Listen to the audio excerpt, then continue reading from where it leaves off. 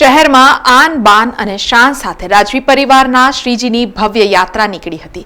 વર્ષોની પરંપરા મુજબ શ્રીજીને પાલખીમાં બેસાડીને શરણાઈના સૂર સાથે શ્રીજી દરબાર હોલમાં સ્થાપિત કરવામાં આવ્યા હતા। અનંત ચતુર્થી એટલે ગણેશ ઉત્સવનો મહાપર્વ। આજથી પાર્વતી નંદન શ્રી ગણેશ શહેરમાં 10 દિવસનું મોંઘેરું આતિથ્ય માણશે અને આ તહેવારની વડોદરાવાસીઓ 1 વર્ષથી રાહ જોઈ રહ્યા હતા। ત્યારે ઠાઠમાઠથી શ્રીજી શહેરના રાજમાર્ગો પરથી ભક્તના ઘરે કે પંડાલમાં જવા રવાના થયા હતા, જેમાં પણ વિશેષ કરીને રાજવી પરિવારના શ્રીજીની વાત જ ન્યારી છે। મહારાજા સયાજીરાવ ગાયકવાડ દ્વારા સ્થાપિત સયાજી નગરીમાં લક્ષ્મી વિલાસ પેલેસમાં બિરાજમાન થતા ગણપતિની મૂર્તિ સયાજીરાવ ગાયકવાડ ત્રીજા દ્વારા વર્ષ 1939માં ચૌહાણ પરિવાર પાસે બનાવડાવી હતી। 3 પેઢીથી પેલેસના ગણપતિ બનાવનાર ચૌહાણ પરિવાર આજે પણ તેમની પહેલી મૂર્તિના સંસ્મરણોને યાદ કરે છે। મૂર્તિની વિશેષતા વિશે વાત કરતા હાલના મૂર્તિકાર લાલસિંહ ચૌહાણ કહે છે કે જે તે સમયે આ મૂર્તિ માટે કઈ બાબતોને ધ્યાનમાં રાખવી તેને લઈને કાશીના પંડિતોને ત્રીજા સયાજીરાવ ગાયકવાડે વડોદરા બોલાવ્યા હતા અને પહેલા તો શાસ્ત્રોક્ત રીતે ગણેશ મૂર્તિ કયા પ્રકારની હોવી જોઈએ તેનું ડ્રોઈંગ તૈયાર કરી મૂર્તિના નિયમો નક્કી કરાયા હતા અને ત્યારબાદ મૂર્તિ તૈયાર કરનાર મૂર્તિકારો સ્વર્ગસ્થ કૃષ્ણરાવ ચૌહાણ દ્વારા તૈયાર કરાયેલી આ ગણેશ મૂર્તિને પેલેસમાં બિરાજમાન કરાવવા માટે પસંદ કરવામાં આવી હતી અને ત્યારથી જ આજ સુધી એટલે કે હવે આ 84માં આવનાર ગણેશ ચતુર્થીના તહેવારને લઈને મૂર્તિ બનાવવામાં આવી રહી છે। લાલસિંહ ચૌહાણે આ મૂર્તિની વિશેષતા વિશે વાત કરતા કહ્યું કે આ મૂર્તિ માટે ભાવનગરથી ખાસ માટી મંગાવવામાં આવે છે। ઉપરાંત તેનું નક્કી એવું વજન પણ 90 કિલો જ રાખવામાં આવ્યું છે અને તેમની ઊંચાઈ પણ રાજવી પરિવારની પાલખીમાં સમાય તે રીતે વર્ષોથી નક્કી કરેલી 36 ઇંચની જ રાખવામાં આવે છે। ત્યારે 200 વર્ષ જૂના ઘેરના લાકડાથી તૈયાર કરાયેલા આ જ પાટલા ઉપર મૂર્તિ બનાવવામાં આવે છે અને તેની સાથે જ લક્ષ્મી વિલાસ પેલેસમાં તેમને બિરાજમાન કરાવવામાં આવે છે।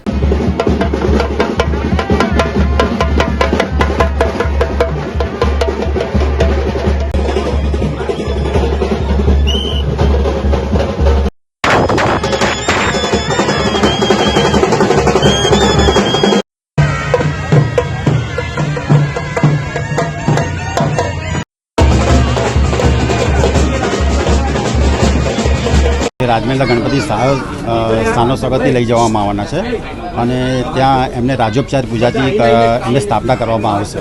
જે 10 દિવસ સવાર સાંજ એમની જે પૂજા થશે ત્યાં પેલેસના મહારાજા અને મહારાણી સાહેબ એમનાથી બી થઈને સ્થાપના કરવામાં આવવાની છે।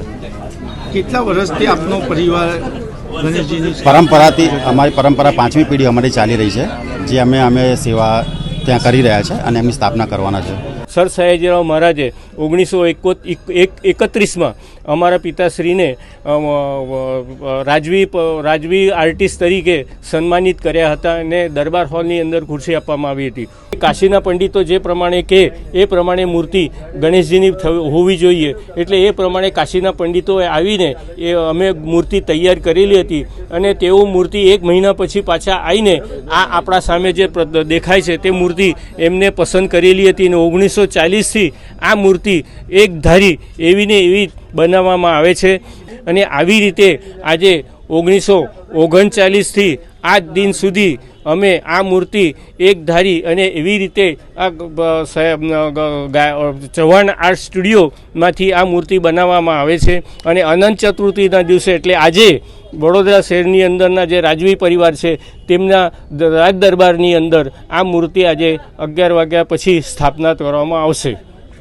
3 પેઢીથી ચૌહાણ પરિવાર દ્વારા લક્ષ્મી વિલાસ પેલેસના ગણપતિને છેલ્લા 83 વર્ષના નક્કી કરાયેલા નિયમો અનુસાર શાસ્ત્રોક્ત પ્રતિમા બનાવવામાં આવે છે।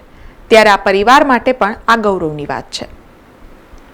આજે હા એક શુભ દિવસ છે અને બધા જ વડોદરાના વાસીઓને અમારા પરિવાર તરફથી હું બધાને શુભકામનાઓ મોકલું છું। આજે સારો દિવસ છે।